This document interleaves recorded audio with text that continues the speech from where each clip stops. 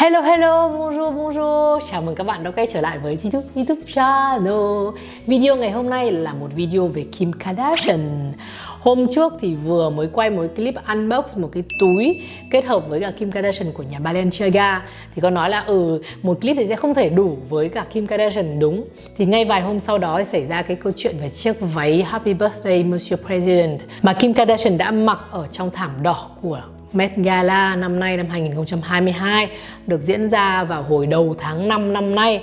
Thì như các bạn cũng biết rằng là năm nay thì cái chủ đề của Met Gala cũng lại tiếp tục về lịch sử thời trang của nước Mỹ. Và có rất nhiều các ngôi sao Hollywood đã thể hiện những cái ý tưởng rất là độc đáo. Thì trong đó là có Kim Kardashian. Phải nói rằng là cái sự xuất hiện của Kim Kardashian là một cái sự thông minh, rất là thông minh. Và ở đây mình muốn nói đến về cái câu chuyện mà tại sao rất nhiều những cái celebrity thời nay lại sử dụng những hình ảnh, những cái bộ váy mà đã từng được trình diễn, từng được mặc rồi, những cái bộ váy vintage của các nhà fashion house lớn. Bởi vì sao? Bởi vì là thật ra cái gì đã đi vào lịch sử, cái gì đã đi vào huyền thoại thì nó mãi mãi có một cái vị trí nhất định của nó. Khi mà một cái nghệ sĩ mới mà muốn thể hiện mình ở trong cái giống như kiểu là soji của cái nghệ sĩ đã từng có một cái tên tuổi nhất định ấy, thì đây cũng là một cái phần nào đó khẳng định cái vị trí của họ. Thì chúng ta đều biết rằng là Kim Kardashian là một cái nhân vật đi lên bởi scandal. Thế thì nếu mà nói về sự chính thống thì chính ra cô ấy không phải là chính thống. Trong rất nhiều năm trời báo Vogue của America ấy, từ chối sự xuất hiện của Kim Kardashian ở trên báo Vogue. Nhưng cái sự phấn đấu, cái sự trưởng thành của Kim Kardashian đã thực sự thuyết phục được Anna Wintour. Và cô ấy là lần đầu tiên xuất hiện trên báo Vogue cùng với cả Kanye West. Và mọi người cũng hiểu rằng là khi mà chính thức xuất hiện ở trên báo Vogue ấy, một cái tờ báo mà có thể nói rằng là chính thống về thời trang, thì Kim Kardashian đã bước hẳn sang từ là một hot girl, từ là một Kim Kardashian cùng với cả những cái scandal, chuyển sang một cái vị trí mới, đó là ngôi sao hạng A. Nhưng mà ở đây thì cái thời lượng video sẽ không đủ để có thể nói được với các bạn về cái sự quá trình phấn đấu, cái sự cố gắng, cái sự miệt mài của Kim Kardashian. Và thực sự bản thân mình là một người không hề thích Kim Kardashian thời gian trước đó. Nhưng thực sự khi mà nhìn ở con mắt của một người làm nghề PR ấy, thì mình thấy rằng là thực sự cô ấy rất là giỏi, thực sự rất là giỏi luôn. Không phải ai cũng làm được cái điều đó. Thì quay trở lại với chiếc váy Happy Birthday Monsieur President của Marilyn Monroe, thì mọi người cũng biết rằng là nó xuất hiện năm 1962 tại cái buổi tiệc chúc mừng sinh nhật của Tổng thống Kennedy. Thì ở đây cái bữa tiệc này thì Marilyn Monroe xuất hiện trong một chiếc váy đính đá với gần 2.500 viên đá được đính ở trên chiếc váy, xuất hiện và hát bài hát Happy Birthday Monsieur President. Happy birthday, Mr. President. Thì ở đây là trở thành một cái bài hát có thể đi vào huyền thoại nước Mỹ bởi cái sự xuất hiện rất là long trọng và cái vẻ tự nhiên. Khi mà nếu mà bạn xem lại cái clip đó thì các bạn thấy rằng là cái lần đầu tiên khi mà presentator lúc đấy hình như là em trai của Tổng thống Kennedy giới thiệu về Marilyn Monroe thì không thấy cô xuất hiện. Phải đến lần thứ 2 thì cô mới xuất hiện, rất là nhí nhảnh xuất hiện. Thì cái hình ảnh này nó là cái hình ảnh mà thể hiện rất rõ cái bản chất của Marilyn Monroe. Mình là một cái fan hâm mộ mà mình nghĩ là mình không phải là người duy nhất. Có rất nhiều các bạn nữ hâm mộ Marilyn Monroe bởi cái sự sexy và cái sự ngây thơ trong sáng của cái nhân vật này. Thì sau khi một cái khoảnh khắc này đi vào lịch sử của nước Mỹ ấy, thì chiếc váy của Marilyn Monroe đã được được trao tay rất nhiều các cái nhà sưu tầm, những nhà collector, và chiếc váy đẩy giá của nó lên rất là cao. Khi mà Marilyn Monroe mặc cái chiếc váy này ấy, thì cái chiếc váy này thì được thiết kế bởi Bob Mackie. Thì lúc đó chỉ là một cái sinh viên vừa mới tốt nghiệp trường design thôi. Thì khi mà Bob Mackie vẽ chiếc váy mà ôm sát toàn bộ, mà thể hiện được hết tất cả cái vẻ đẹp hình thể của Marilyn Monroe thì đã phải nhờ đến Jean-Louis là một cái thợ may chuyên nghiệp để tạo dựng lên chiếc váy đó. Thì cái thời điểm đó chiếc váy nó chỉ có một độ khoảng 1.500, 1.500 đô thôi. Mà nếu như mà cái 1.500 đô ở cái thời điểm bấy giờ so với cả cái mức sống bấy giờ thì chúng ta có thể nghĩ là khoảng gấp 10 lần, là khoảng tầm 15-20.000 đô vào cái thời điểm này. Khi có nghĩa là một cái celebrity mua một chiếc váy ở cái giá là 20.000 đô. Nhưng sau đó chiếc váy trở nên cực kỳ đắt đỏ. Và nhất là sau khi cái sự ra đi của Marilyn Monroe thì chiếc váy giá lên rất là cao. Và đến năm 2016 thì chiếc váy này được mua lại bởi cái museum có tên là Ripley's Believe or Not Museum, mua lại với giá là 4,8 triệu đô la Mỹ. Một cái giá quá kinh khủng đúng không? Thì đó là cái giá rất là cao dành cho những cái sản phẩm, những cái nhân chứng của lịch sử mọi người ạ. Thì chiếc váy này sau đó đã được trưng bày ở museum này. Và các bạn biết rằng là một chiếc váy mà đã được trưng bày như thế thì rất là hầu như là không thể nào rất là khó để có thể được tái hiện lại trên sân khấu như cái cách mà Kim Kardashian đã làm, đúng không mọi người? Ở đây nó không phải chỉ là tiền, ở đây nó còn là quyền lực nữa. Thì theo một số cái thông tin trên các cái báo ấy thì rõ ràng là Kim Kardashian đã phải sử dụng đến mối quan hệ của mình, đặc biệt là với cả Vincent Auction, để có thể mượn được chiếc váy này và mặc lên người. Lúc đầu thì museum không đồng ý. Họ không đồng ý cho Kim Kardashian mặc chiếc váy này, mà họ có một cái replica. Thì mọi người biết rằng là tất cả những cái món đồ mà được trưng bày ở trong các cái viện bảo tàng ấy, tức là những cái nhân chứng lịch sử, những cái giá trị cao ấy, thì thường bao giờ có một cái replica. Cái replica này để dành cho ví dụ như quay phim, chụp ảnh hay gì đấy để có thể là cho mượn đó. Thì lúc đầu ấy thì museum cho Kim Kardashian mượn cái bộ đồ đó, nhưng mà sao? Bộ đồ đó thì tất nhiên là Kim Kardashian làm sao mà có thể chấp nhận mặc một cái bộ đồ fake được, đúng không? Thế là Kim Kardashian đòi là phải được mặc bộ đồ chính hãng, là chính cái váy mà Marilyn Monroe đã từng mặc. Như thế thì nó mới có ý nghĩa, chứ còn mặc một bộ replica thì còn nói chuyện gì nữa, đúng không? Và mọi câu chuyện đã được dàn xếp. Thì sau một cái thời gian dàn xếp thì cuối cùng cũng đi đến sự đồng ý, đồng thuận giữa hai bên. Và thực sự là team của Kim Kardashian đã phải ký những hợp đồng thế kỷ luôn, rất dài. Và lúc nào cũng có người của bên bảo tàng đi theo để giám sát về chiếc váy. Vì nó là một chiếc váy có giá trị là 4,8 triệu cơ mà. 4,8 triệu đô la Mỹ là kinh khủng luôn. Thế nào tất nhiên là sẽ được bảo vệ rất là ngặt nghèo. Và rất tiếc rằng là khi mà Kim Kardashian thử chiếc váy replica thì Kim Kardashian mặc vừa. Cô Kim mông to, ngực nở, mặc vừa luôn chiếc váy đấy. Thực ra là một cái điều mà với Bob Mackie thì Bob Mackie luôn luôn phản đối điều đấy. Bởi vì khi mà một nhà thiết kế đã vẽ và may một cái chiếc váy dành cho một cái nhân vật nào đó thì đương nhiên là người ta phải có một cái sự tin tưởng, một cái conviction nhất định để nói rằng là chiếc váy đấy chỉ thuộc về cái người đó thôi. Làm sao mà Kim Kardashian có thể mặc lại chiếc váy của Marilyn Monroe được, đúng không? Thì đó là cái sự bất bình rất nhiều của Bob Mackie khi mà biết cái điều đó. Và nhà thiết kế này đã có lý, bởi vì khi mà Kim Kardashian thử chiếc váy replica thì phát hiện ra là chiếc váy này mặc vừa. Nhưng mà rất tiếc là mọi người không hiểu rằng là cái chất liệu của một chiếc váy nó không hề đơn thuần là như vậy. Nó rất nhiều những cái thông tin về kỹ thuật mà cái người mà về bên viện bảo tàng không nắm giữ được. Hay là chính bản thân cái việc mà khi mà thử chiếc váy mà người ta không thể tính toán được, đó chính là cái độ co giãn của một chiếc váy. Thế là khi mà mặc thử 3 tuần trước khi mà chiếc váy thật được Kim mặc thử thì đương nhiên là không thể nào mà vào vừa. Mình để cái video đấy cho mọi người xem. Không thể nào vào vừa mông của cô Kim như thế kia thì làm sao mà vào vừa được, đúng không mọi người? Và nó phải rộng lên ngoác như thế này. Đó, nhưng mà Kim đâu có chịu thua. Kim bảo ok, không vấn đề gì, hãy để cho tôi 3 tuần để tôi giảm cân. Và cụ thể là Kim đã giảm 7 kg trong vòng 3 tuần để có thể mặc vừa chiếc váy này. Câu chuyện dừng lại ở đây, và cho đến khi mà Kim diện chiếc váy này ở trên thảm đỏ của Met Gala thì đã tạo nên một làn sóng truyền thông cực kỳ mạnh mẽ. Mặc dù chỉ có vài phút đi lại trên thảm đỏ với chiếc váy thật thôi, ngay sau đó thì Kim phải thay vào cái chiếc váy giả đấy để cho nó khỏi bị hỏng. Chiếc váy này chỉ để được mặc đúng là một cái bước trên thảm đỏ thôi, đúng là cái hào quang, cái huy hoàng nó chỉ có vài phút thôi. Tính ra chắc 3 phút như mình nói rồi đấy. thảm đỏ Cannes, phim Cannes giỏi lắm được 3 phút, thì thảm đỏ của Met Gala cũng giỏi lắm là 5 phút thôi, và cũng chỉ có 5 cái phút đấy thôi, huy hoàng đấy thôi. Và sự thật là cái sự bùng nổ truyền thông của Kim Kardashian mặc váy của Marilyn Monroe ấy đã giúp chiếc váy này đi đến với công chúng nhiều hơn rất nhiều, đúng như những gì mà Kim Kardashian đã hứa khi mà bắt đầu đề nghị với cả cái bảo tàng này. Mọi chuyện diễn ra cực kỳ tốt đẹp, thật sự là đã rất là thành công. Kim Kardashian đã thành công trong mặt hình ảnh của cô ấy.